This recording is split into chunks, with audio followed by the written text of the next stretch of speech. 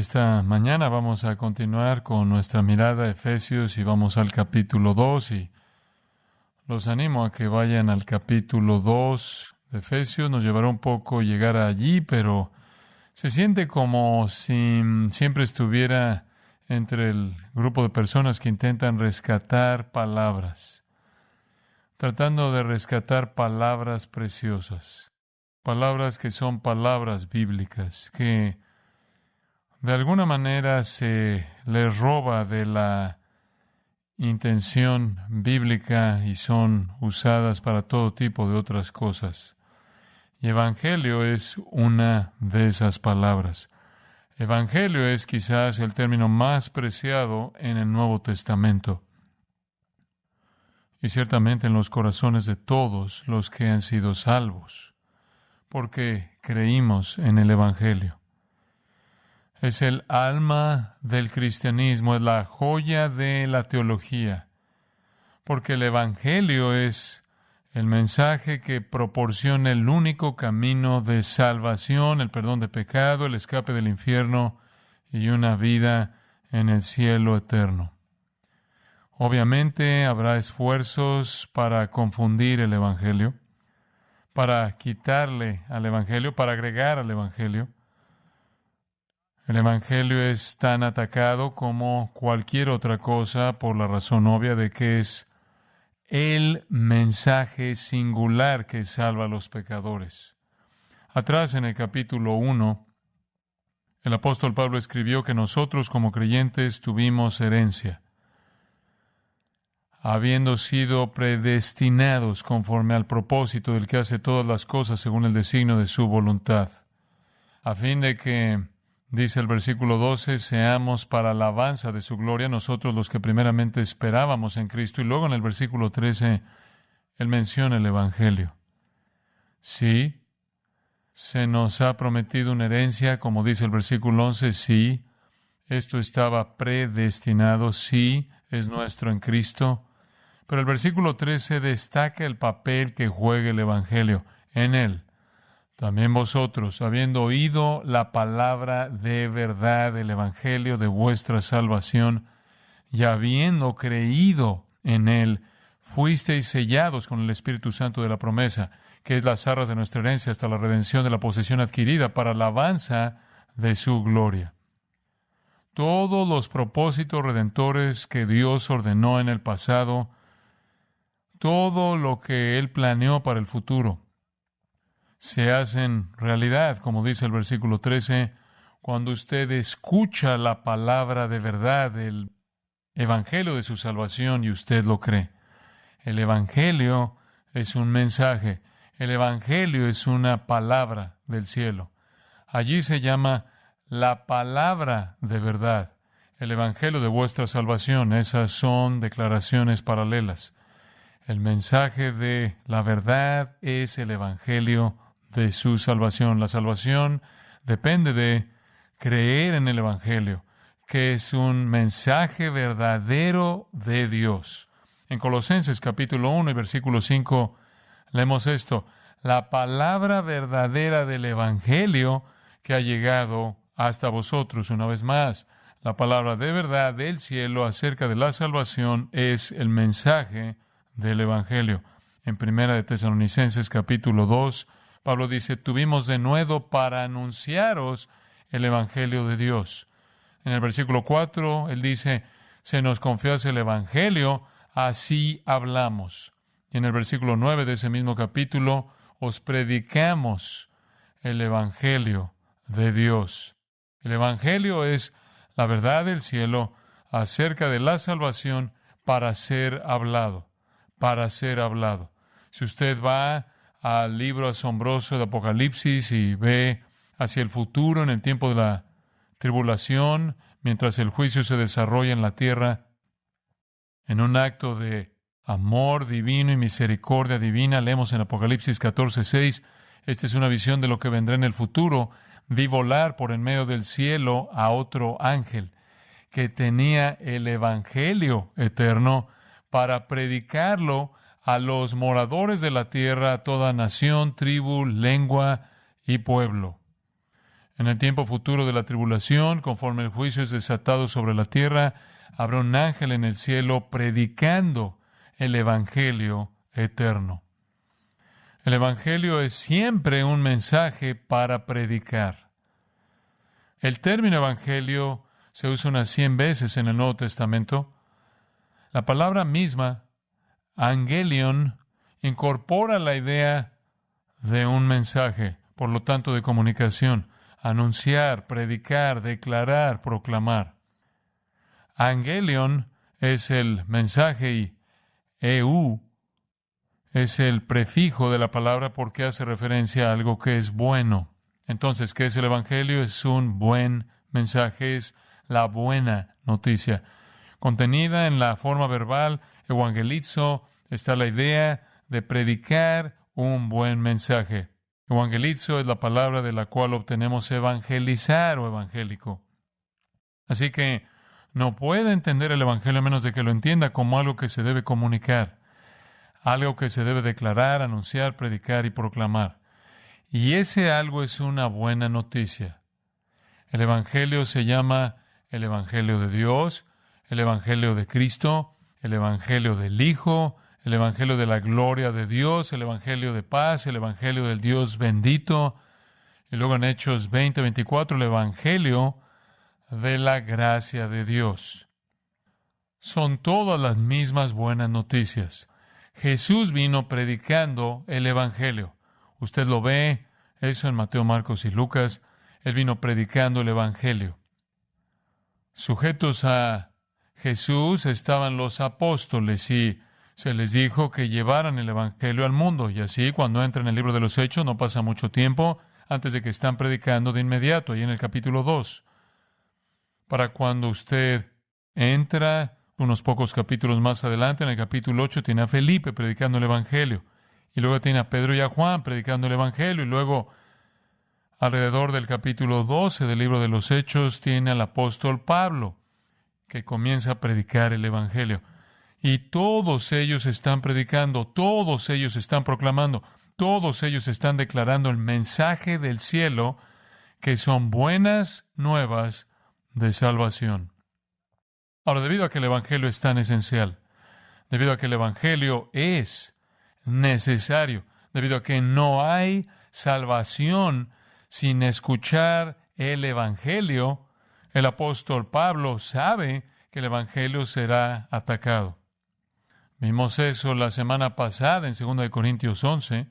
Pablo dice en el versículo 3, pero temo que como la serpiente con su astucia engañó a Eva con su astucia, vuestros sentidos sean de alguna manera extraviados de la sincera fidelidad a Cristo, porque si viene alguno predicando a otro Jesús, que el que os hemos predicado, si recibís otro espíritu que el que habéis recibido, u otro evangelio que el que habéis aceptado, bien lo toleráis. Imagine una iglesia dispuesta a llevar maravillosamente otro evangelio diferente. Este es un problema tal que el apóstol Pablo salió en llamas en el libro de Gálatas, capítulo 1, versículo 6. Estoy maravillado de que tan pronto os hayáis alejado del que os llamó por la gracia de Cristo para seguir un evangelio diferente. No que haya otro, sino que hay algunos que os perturban y quieren pervertir el evangelio de Cristo. Mas si aún nosotros, un ángel del cielo, os anunciare otro evangelio diferente del que os hemos anunciado, sea anatema, él debe ser condenado. Como antes hemos dicho, también ahora lo repito, si alguno os predica diferente, un evangelio diferente del que habéis recibido, sea anatema o condenado. Una vez más, el evangelio es algo que se debe predicar y es tan preciado que cualquiera que predique un evangelio diferente o un evangelio distorsionado es maldecido. Ahora, ¿por qué estoy diciendo todo esto? Porque quiero presentar un punto muy importante. Hay una declaración que ha estado flotando durante mucho tiempo en el cristianismo. Básicamente, se pensó originalmente que había sido escrita por San Francisco de Asís, el padre de la orden franciscana de la Iglesia Católica Romana, pero ese probablemente no es el caso, no sabemos de dónde vino, pero usted la va a reconocer y aquí está la declaración: predique el Evangelio en todo momento, Si es necesario, utiliza palabras. ¿Ha escuchado eso? Predica el Evangelio en todo momento. Si es necesario, utiliza palabras. Usted lo ve en placas, usted lo ve en letreros, lo ve en obras de arte de todo tipo. Predica el Evangelio en todo momento. Si es necesario, utiliza palabras. Esa es una hierba nociva y tóxica en el jardín del Evangelio que es muy difícil de matar, porque es una especie de declaración inteligente y le quita la responsabilidad si usted no tiene ganas de decir algo. El Evangelio es la verdad comunicada con palabras. Y el Evangelio es la realidad más poderosa en el mundo. El apóstol Pablo, en Romanos capítulo 1, dice, y usted está familiarizado con estas palabras, no me avergüenzo del Evangelio, versículo 16, porque es poder de Dios para salvación a todo aquel que cree.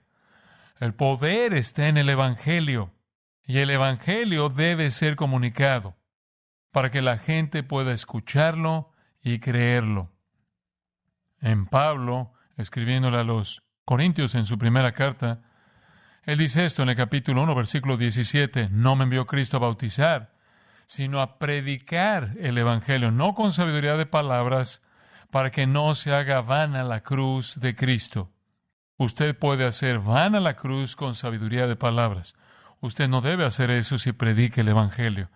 En el capítulo 9 de Primera de Corintios y el versículo 14, Pablo dice, así también ordenó el Señor a los que anuncian el Evangelio que vivan del Evangelio.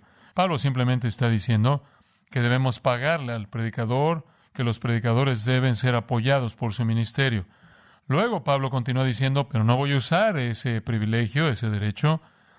No he escrito esto para que se haga así conmigo. No quiero su dinero, porque prefiero morir antes que nadie desvanezca esta mi gloria. No quiero que nadie piense que estoy en el ministerio por dinero. Por esto predico el Evangelio. Versículo 16. Si anuncio el Evangelio, no tengo por qué gloriarme, porque me es impuesta necesidad. Y ay de mí si no anunciare el Evangelio.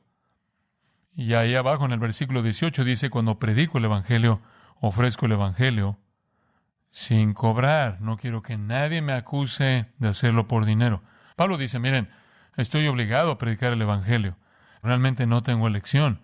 Esto es una compulsión divina. Más adelante en 1 Corintios 15. Además os declaro, hermanos, el Evangelio que os he predicado, el cual también recibisteis, en el cual también perseveráis, por el cual asimismo sois salvos. Usted solo es salvo cuando usted escucha la predicación del Evangelio. Otro pasaje al que los dirigiría es el capítulo 10 de Romanos, y esto es muy importante en esta línea, y les voy a dar la conclusión del por qué voy por este camino. Pero en Romanos capítulo 10, versículo 13, leemos, todo aquel que invocar el nombre del Señor será salvo. Esa es la oferta gratuita de salvación. Todo aquel que invocar el nombre del Señor será salvo, judío o griego. ¿Cómo pues invocarán aquel en el cual no han creído? ¿Y cómo creerán en aquel de quien no han oído? ¿Y cómo irán sin haber quien les predique? ¿Y cómo predicarán si no fueran enviados? Como está escrito, cuán hermosos son los pies de los que anuncian la paz, de los que anuncian buenas nuevas. Versículo 17. La fe es por el oír, y el oír por la palabra de Dios. Todo eso para dejar claro y presentar un punto muy importante, que no se puede predicar el Evangelio sin palabras. Son palabras. Son palabras. ¿Por qué estoy insistiendo un poco sobre esto? Solo quiero recordarle la comisión que usted tiene, la responsabilidad que usted y yo tenemos, pero también quiero que sepa que el Evangelio está siendo confundido hoy en nuestro mundo. Escuché a uno de los pastores de justicia social decir esto. Tenemos que decir que la justicia social es un tema del Evangelio, o la gente no lo tomará en serio. En serio, entonces, debido a que usted tiene un objetivo social que desea que se tome en serio, usted lo etiqueta como un tema del Evangelio. Esto se hace con mucha frecuencia y se ha hecho en la vida de la Iglesia a lo largo de su historia. En nuestra historia nacional ha habido una ruina devastadora de iglesias, denominaciones e instituciones, porque el Evangelio fue redefinido de manera social. Incluso recordamos el término el Evangelio social. Bueno, otra vez lo estamos haciendo, tomando todo tipo de causas sociales que en sí mismas pueden ser buenas, malas o indiferentes, y dándoles una etiqueta del Evangelio para que podamos hacer que la gente piense que se elevan al nivel de la prioridad absoluta de la palabra de Dios. Si alguien quiere que se le dé prominencia a un cierto tema ético, si alguien tiene una idea social o una idea moral o alguna ideología, quiere etiquetarlo como un tema del Evangelio que confunde el Evangelio, diluye el Evangelio, agrega al Evangelio, y eso es muy, muy inaceptable. Y es un problema real. Y les voy a decir por qué. En una encuesta reciente de, entre comillas, cristianos, el 50% de las personas encuestadas cree que la salvación se gana con buenas obras. Este es el 50% de los cristianos profesantes que creen que usted se gana la salvación con buenas obras. Así que ya están en el punto en el que creen que las obras son las que ganan la salvación, y si usted les da otro objetivo social y lo convierte en un tema supuestamente del Evangelio, usted simplemente multiplica ese error.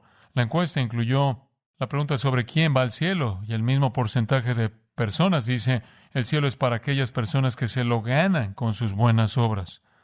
Entonces, cuando ciertos comportamientos, ciertas acciones son elevadas al nivel de este es el Evangelio verdadero se confunde a los ojos de una iglesia profesante que ya está confundida. El Evangelio no se trata de ningún comportamiento, no se trata de ninguna actividad, ninguna causa social, causa ética, causa moral. El Evangelio en ninguna parte es algo que usted hace, siempre es algo que usted cree. Nosotros nunca leemos en ninguna parte del Nuevo Testamento, haz el Evangelio. Todo lo que leemos es, cree en el Evangelio. Su vida es un testimonio. Su vida es un testimonio.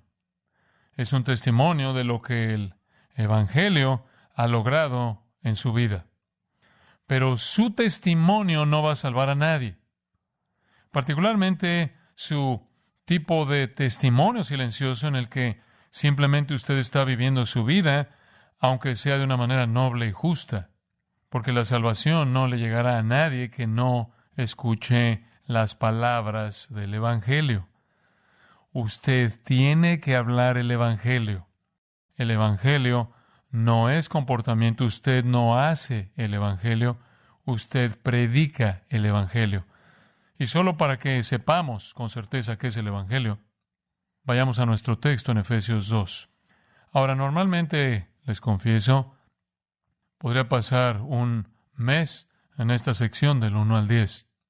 Pero eso no va a suceder porque quería que ustedes vieran el Evangelio y su contenido completo como se revela aquí.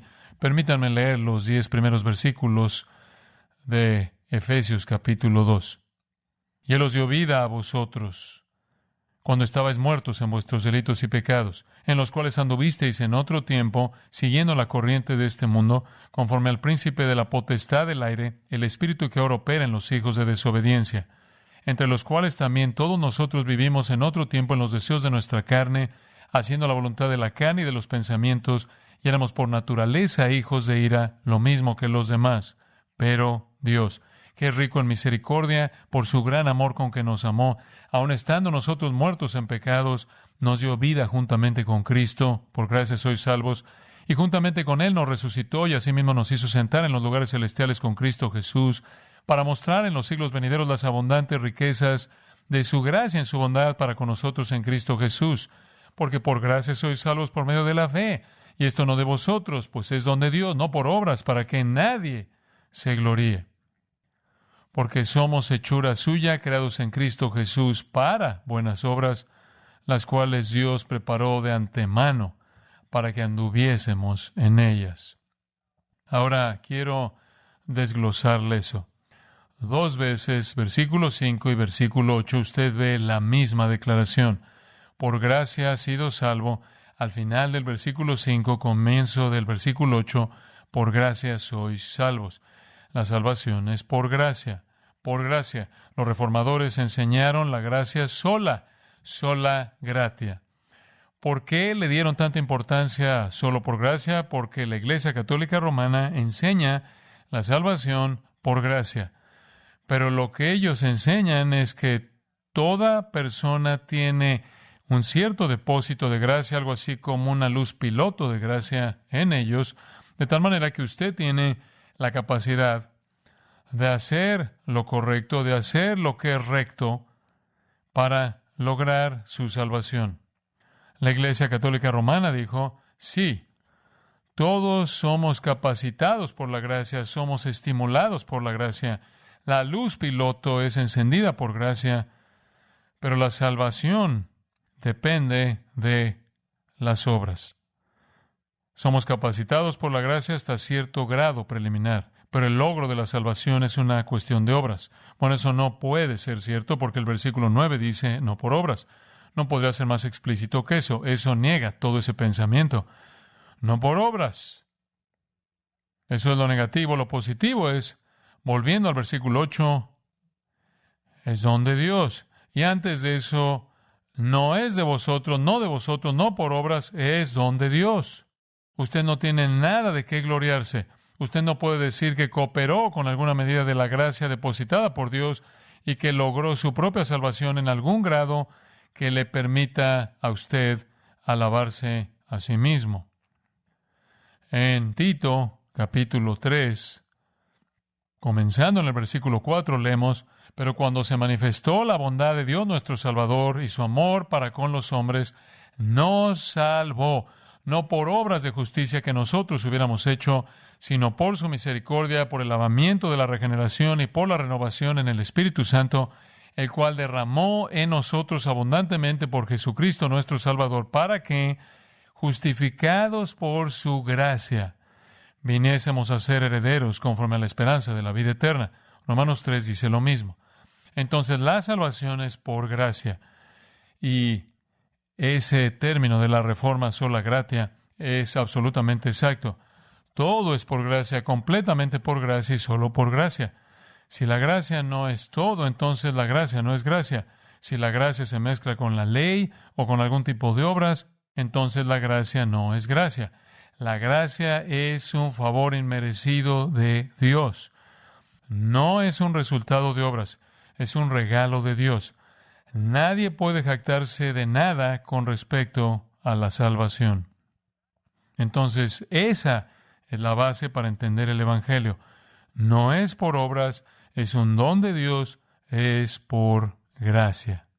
Bondad inmerecida. Ahora, con eso como especie de tema de Pablo, como lo repite 2 veces, quiero dividir el Evangelio aquí en las 6 partes que Pablo lo divide y cubriremos estas más bien rápido. La gracia del Evangelio tiene estos componentes. Es del pecado, es por amor, es a la vida, es para gloria, es mediante la fe y es para buenas obras. Vamos a ver la soteriología desde puntos de vista preposicionales. Es del pecado, por amor, a la vida, para gloria, mediante la fe, para buenas obras. Es un tratado magnífico que nos da Pablo. Comencemos donde él comienza. La salvación por gracia es del pecado. Vea los 3 versículos de apertura. Y Él os dio vida a vosotros cuando estabais muertos en vuestros delitos y pecados, en los cuales anduvisteis en otro tiempo, siguiendo la corriente de este mundo, conforme al príncipe de la potestad del aire, el espíritu que ahora opera en los hijos de desobediencia, entre los cuales también todos nosotros vivimos en otro tiempo en los deseos de nuestra carne, haciendo la voluntad de la carne y de los pensamientos, y éramos por naturaleza hijos de ira, lo mismo que los demás. Eso establece la condición de todo ser humano. Todo creyente caminó una vez según la corriente de este mundo, una vez conforme al príncipe de la potestad del aire. Todos, versículo 3, vivimos en otro tiempo en los deseos de nuestra carne, la voluntad de la carne y de los pensamientos, todos éramos hijos de ira por naturaleza. Esta es la condición humana. Entonces, antes de que usted llegue a las buenas noticias, usted debe tener las malas noticias, razón por la cual las buenas noticias son tan buenas. Ahora, esto no quiere decir que la gente no puede hacer algún bien moral. El apóstol Pablo en Hechos 28:2, por ejemplo, dijo que los naturales nos trataron con no poca humanidad, así que incluso los no creyentes le mostraron algo de bondad. Entonces hay cosas que la humanidad hace que son filantrópicas y tienen algún elemento de bondad, pero no superan la realidad de la condición caída. Y la condición caída es definida en el versículo 1 como estar muerto.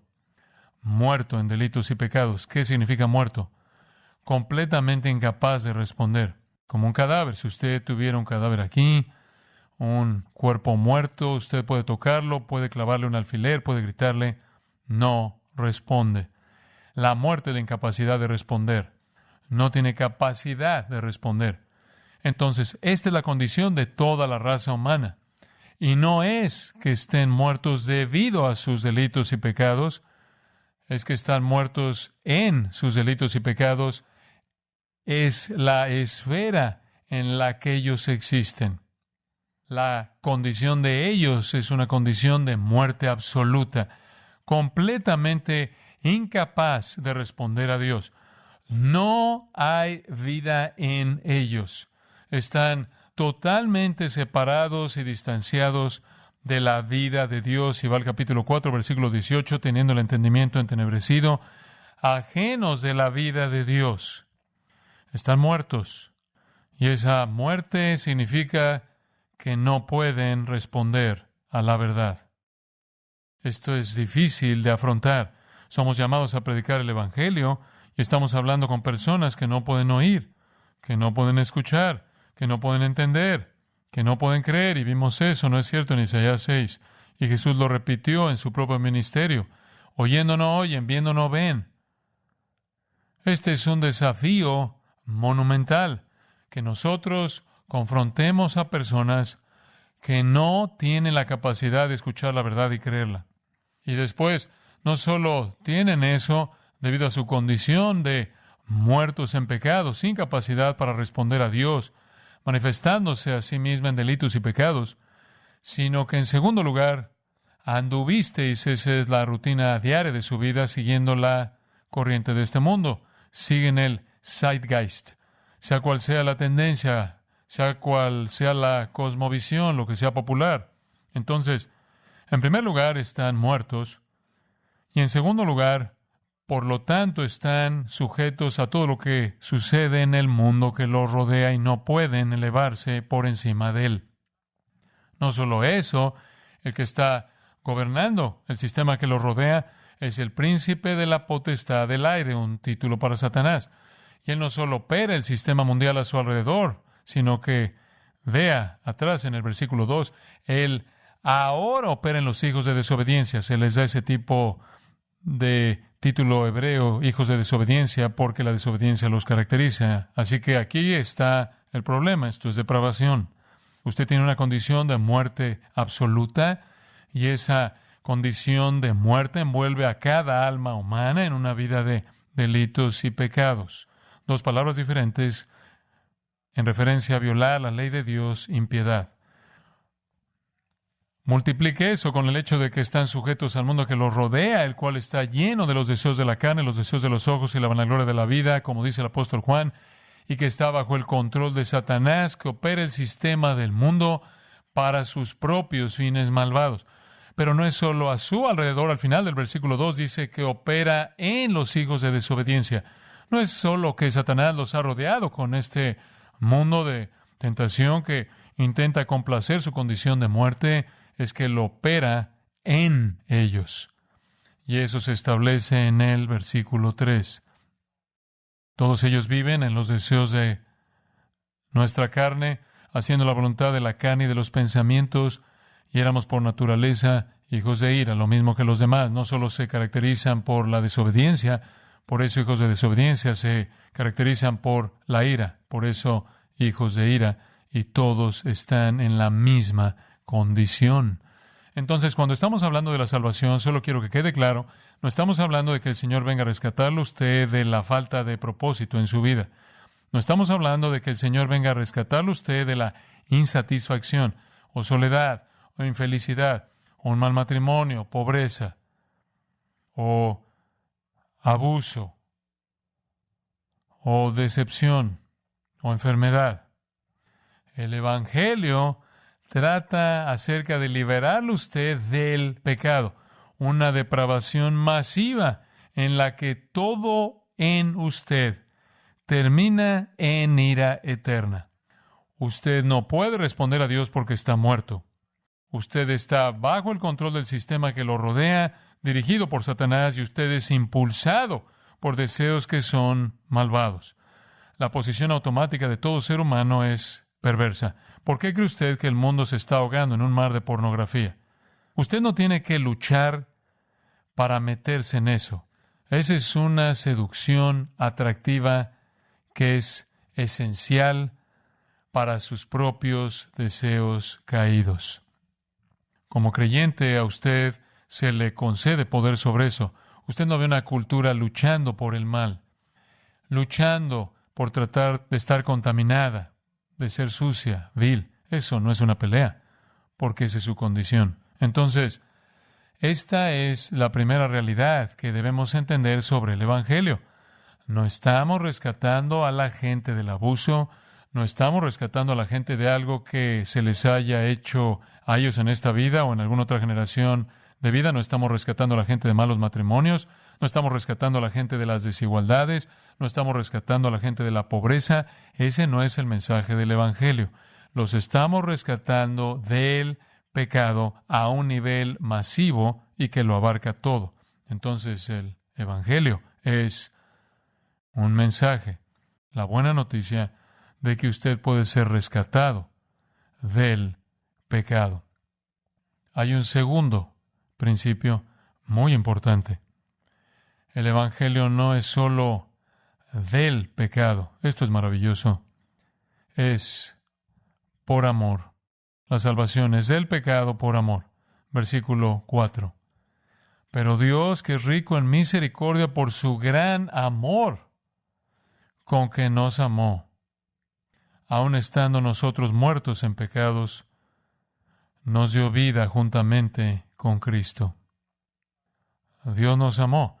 Esta es la realidad asombrosa. Es la palabra agapao o agape, la palabra más elevada para el amor.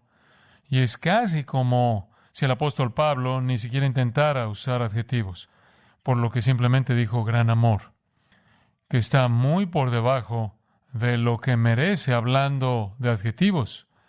Pero Dios, que es rico en misericordia, por su gran amor con que nos amó. Dios nos amó. Y eso es Juan 3:16, ¿verdad? De tal manera amó Dios al mundo que ha dado a su Hijo unigénito. No hay otra religión que tenga un Dios de amor. No hay otra religión que tenga un Dios sacrificándose por las personas. Todas las religiones demoníacas, diabólicas, satánicas tienen a personas sacrificándose por Dios, ¿verdad? Sacrifica a tus hijos, sacrifica lo que sea, sacrifica seres vivos, sacrifica animales, sacrifica tu riqueza, lo que sea. El Dios exige el sacrificio, pero el Dios vivo y verdadero se da a sí mismo como sacrificio de amor. Su amor es grandioso. Dice usted, bueno, ¿cómo mides la grandeza de su amor? Y lo mide, obviamente, debido a la redención. Empieza a medirlo porque en la eternidad pasada Él escogió redimir a pecadores. Eso fue un acto de amor. Usted ve de nuevo su acto de amor al demostrar su amor hacia su pueblo a lo largo de la historia redentora, y luego su amor alcanza un pico en la cruz, ¿no es así? Donde Él coloca a su Hijo para que muera en el lugar de aquellos a quienes Él ama. El amor de Dios se mide mejor con la muerte porque Jesús dijo, nadie tiene mayor amor que este, que uno ponga ¿qué? Su vida por sus amigos. Y eso es lo que Dios hizo. No existe una historia como esa en ninguna otra religión. De modo que la salvación, el Evangelio, es del pecado y por amor, este gran e incomprensible amor de Dios. Hay una tercera realidad en el versículo 5. La salvación es a la vida. Ya acabamos de leerlo. Aun estando nosotros muertos en pecado, nos dio vida juntamente con Cristo. Así que usted estaba muerto y Él le dio vida. Debido a la riqueza de su misericordia, la grandeza de su amor, la amplia expresión de su gracia, Él nos dio vida. ¿Cómo hizo Él eso? Él nos dio vida juntamente con Cristo. Así que nos colocó en Cristo. Y en Cristo morimos. Y en Cristo resucitamos. Estábamos muertos en nuestras transgresiones hasta que Él nos colocó en Cristo. Esto es algo asombroso. En la eternidad pasada, Dios sabía en quién Él pondría su amor.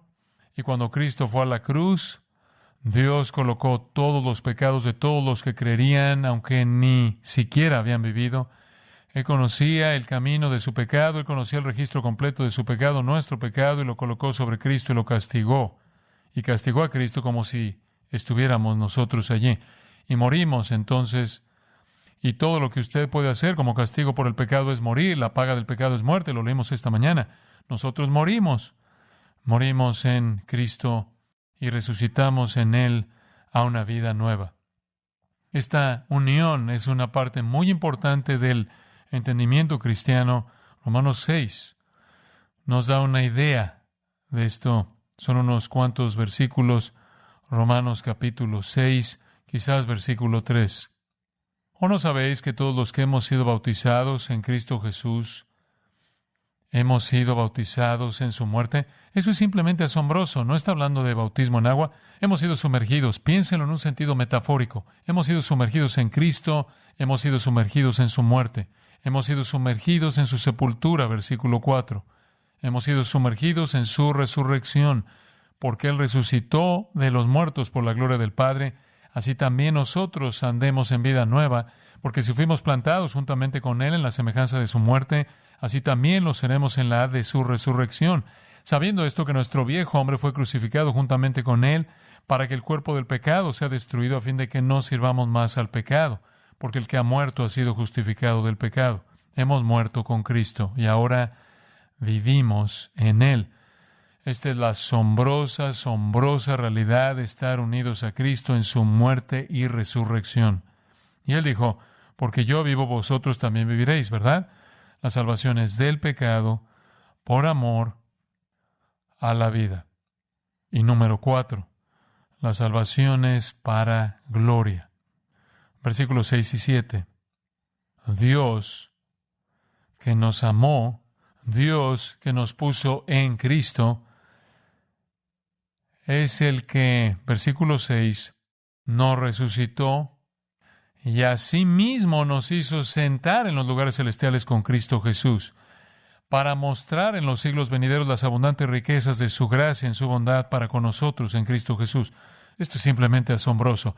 Atrás en el capítulo 1, versículo 20, dice que Dios resucitó a Cristo de los muertos y lo sentó a su diestra en los lugares celestiales. Dios resucitó a Cristo y lo sentó a su diestra en el cielo. Y aquí dice exactamente lo mismo acerca de nosotros.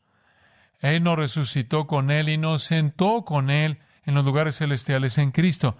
Él está a la diestra del Padre y nosotros también. Obviamente esto aún no ha sucedido, pero en los propósitos de Dios, el propósito soberano de un ser eterno y atemporal está hecho. Está hecho. La salvación no se trata de arreglar las cosas en esta vida. La salvación se trata de la gloria en la vida venidera. Y mientras tanto, soportar las dificultades de esta vida y tener por sumo gozo cuando tiene que soportarlas, porque la prueba de su fe la fortalece. No solo estuvimos unidos a Él en su muerte y unidos a Él en su sepultura, por así decirlo, y unidos a Él en su resurrección, sino que ahora estamos sentados con Él en los lugares celestiales. Se habla de eso como si ya hubiera sucedido, aunque no es así. Pero lo que Dios planea, Dios lo hace. Y estamos también como allí. Estamos en la gloria. ¿Por qué? Para que Él pueda mostrar las abundantes riquezas de su gracia en su bondad para con nosotros en Cristo Jesús. Eso simplemente está más allá de la comprensión. ¿Para qué el Señor quiere llevarlo usted al cielo? Para que Él pueda mostrarle bondad eterna. ¿Cuánta gracia es esa? ¿Cuánta gracia incomparable es esa? ¿Cuánta gracia incomparablemente rica es esa que lleva al Dios amoroso a traernos a todos los pecadores redimidos a su presencia con el único propósito de sentarnos en el trono con su Hijo, haciéndonos coherederos de todo lo que su Hijo posee, quien es perfectamente amado por el Padre, para que nosotros también podamos ser amados por el Padre como Él ama al Hijo, y por lo tanto, por siempre Dios derramará sobre nosotros una bondad eterna inimaginable. Somos los trofeos de su amor redentor. Somos los trofeos de su gracia redentora. Y la vitrina de trofeos es el trono de su Hijo. Y Dios derramará para siempre, indescriptiblemente, riquezas incomparables de gracia. Y por cierto, siempre será gracia porque nunca mereceremos estar allí. Su gracia será demostrada. ¿Y quién estará viendo los trofeos? Los ángeles que miran la gloria de la gracia salvadora. La salvación es del pecado por amor a la vida para gloria. Número 5, la salvación es mediante la fe. Eso nos lleva a esas conocidas palabras de los versículos 8 y 9, porque por gracia sois salvos por medio de la fe. Y esto no de vosotros, pues es don de Dios, no por obras, para que nadie se gloríe. Nuevamente, salvo por la fe. Bueno, ¿es la fe una obra? ¿Es la fe algo que yo ejercí y por lo tanto me aferré de la salvación? No, porque acabamos de leer. No de vosotros, versículo 8. No por obras, versículo 9. Entonces, cualquier cosa que sea la fe no es de ustedes, ni son sus obras. Quizás una buena forma de ilustrar qué es la fe es: usted está respirando en este momento, pero no está pensando en eso. Haría la vida muy difícil si tuviéramos que acordarnos de tomar un respiro. Pero no lo hacemos, porque se ejerce una presión de aire en nuestros pulmones que hace que respiremos por reflejo. Y como creyente, la fe es el aliento que viene bajo la presión de la gracia soberana y salvadora. Respirar no es algo que hacemos por nuestra cuenta, es algo que la gracia produce en nosotros. Entonces, ¿qué es el Evangelio? Son las buenas nuevas de salvación del pecado por amor a la vida, para gloria, mediante la fe y finalmente para buenas obras. Ese es el versículo 10, porque somos hechura suya, creados en Cristo Jesús. Creados en Cristo Jesús significa que fuimos creados. Usted no fue parte de su creación, ¿verdad? No. Dios es el creador. Así que fuimos creados como todo lo demás que Dios crea, sin hacer ninguna contribución a nuestra creación. Pero el versículo 10 dice, para buenas obras. Ahí es donde se manifiestan las buenas obras. Usted es creado por Dios en Cristo para buenas obras. Somos hechura suya. Me encanta eso. Poema, de donde obtenemos la palabra poema, que es una obra de arte. Un poema hermoso es una obra de arte. Somos la obra maestra de Dios. Todavía no estamos terminados, pero somos su obra maestra. Y lo que Él hace con su obra maestra es producir buenas obras, porque eso es lo que Él preparó de antemano para que nosotros lo hiciéramos. Eso es en lo que caminamos. Entonces, aquí es donde mostramos nuestra compasión, nuestro amor, nuestro afecto. Aquí es donde hacemos obras de bondad y misericordia y todas las cosas justas, todos los comportamientos rectos a los que la Biblia nos llama, pero no son la causa de nuestra salvación, son el resultado de nuestra salvación. Entonces, ese es el Evangelio. Así que le voy a decir esto. Siempre predique el Evangelio y siempre use palabras. Oremos. Tu palabra es verdad, tu palabra es vida, tu palabra es sabiduría, tu palabra es santificación, tu palabra es bendición, tu palabra es gozo. ¡Qué tesoro! Renueva nuestro deseo de proclamar el Evangelio. Y Señor, protege el Evangelio puro de distorsiones, adiciones y subtracciones. Que haya una claridad en la proclamación del Evangelio que rescatará a las personas que piensan que pueden ser salvas haciendo obras de rectitud propia, obras de benevolencia. Señor, rescata a cualquier persona engañada que quiera alterar el Evangelio, agregar al Evangelio, disminuir del Evangelio, corromper el Evangelio. Que siempre entendamos que el Evangelio es exactamente lo que tú nos has dicho claramente que es. Las buenas nuevas de que salvas a los pecadores y los llevas al cielo para que puedas derramar las inigualables riquezas de tu bondad sobre ellos para siempre y al hacerlo mostrar tu propia gloria eternamente. Ayúdanos a poder lidiar con los problemas de esta vida, del mundo caído. Gracias por salvarnos. Gracias por permitirnos triunfar sobre todo esto con la fuerza de Cristo. Gracias por llenar nuestro corazón de esperanza eterna, que nos da fuerza en cada prueba. Y Señor, déjanos sueltos por este mundo para hablar el mensaje de salvación, tal como lo establece la Escritura, y que le hablemos a los pecadores de la condición en la que se encuentran, que les expliquemos del amor de Dios, la misericordia de Dios, la gracia de Dios, que les expliquemos que Él quiere darles vida mediante la fe en su Hijo y llevarlos a la gloria eterna para mostrarles la bondad divina para siempre. Que ese mensaje esté siempre en nuestros labios y que tú nos uses individualmente, donde quiera que estemos, para guiar a otros al Evangelio verdadero y en tu voluntad y propósito a la salvación. Te agradecemos por un llamado tan alto, en el nombre de nuestro Salvador. Amén. Salvador. Amén. Salvador. Amén. Salvador. Amén. Salvador. Amén. Salvador.